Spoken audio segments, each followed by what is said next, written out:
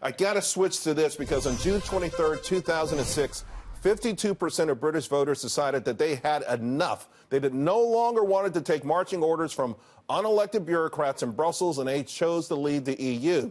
Since then, elite globalists have thrown many roadblocks and never-ending scare tactics into the mix, and now some are even saying a watered-down version is being foisted upon the UK in the name of a soft Brexit that would ease the pain. But is this what the people voted for? Let's ask one of the architects of Brexit on whether Theresa May is on the verge of circumventing the voice of the British people. Here now, Fox News contributor, president of the European Freedom and Direct Democracy Group in Europe, in the European Parliament, Nigel Farage. Nigel, what is going on there? Now I'm hearing a vote of no confidence. Yeah, the Prime Minister has agreed with the Brussels bureaucrats, not one of them elected, to a deal that will cost us between 40 and 60 billion sterling, that will keep us tied to all EU rules without having any say whatsoever. So this is taxation without representation, which brings back a few memories, I guess, for Americans. And she is no doubt going to finish up with Northern Ireland being treated separately to the rest of the UK. It is all in the hope of a future trade deal. But in the small print, the bureaucrats have written that even in a future trade deal, we should stay aligned to EU rules until 2030. I wish I was making this up. I'm not. And that means our prospects of trade deals with the USA or anywhere else has gone. As far as I'm concerned, Charles, this is not just the worst deal in history. It is a complete betrayal of the biggest democratic exercise in the history of my nation. And I now think this is so bad that the letters will go in and a vote of confidence is coming very, very soon in her.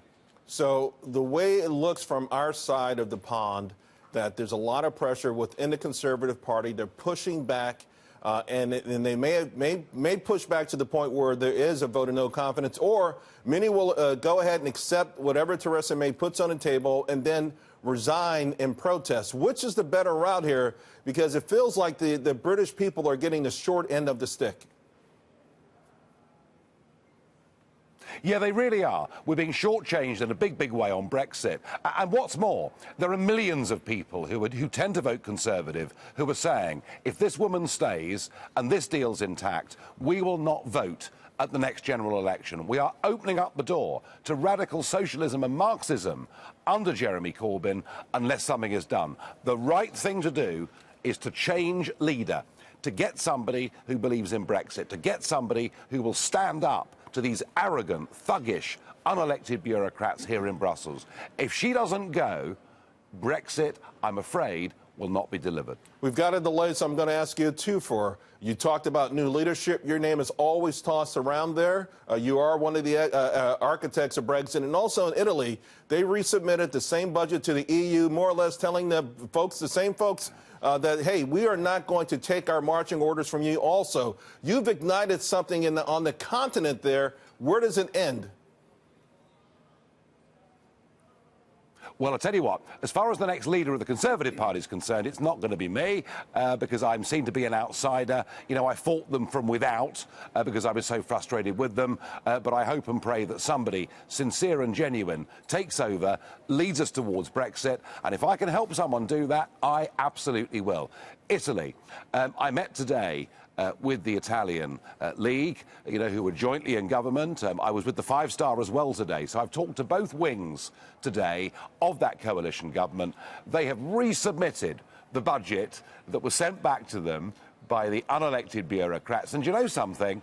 The Greeks, when we faced this crisis 4 years ago, the Greeks collapsed in the face of the bureaucrats. The Italians will not be collapsing. And what we're seeing here is a sovereign nation state in Italy with an elected government really, really standing up to these bullies, boys, unlike Theresa May. Italy will not weaken. I love it. Nigel, always a pleasure talking to you, even with the delay. Thank you very much. We'll be checking in with you very shortly.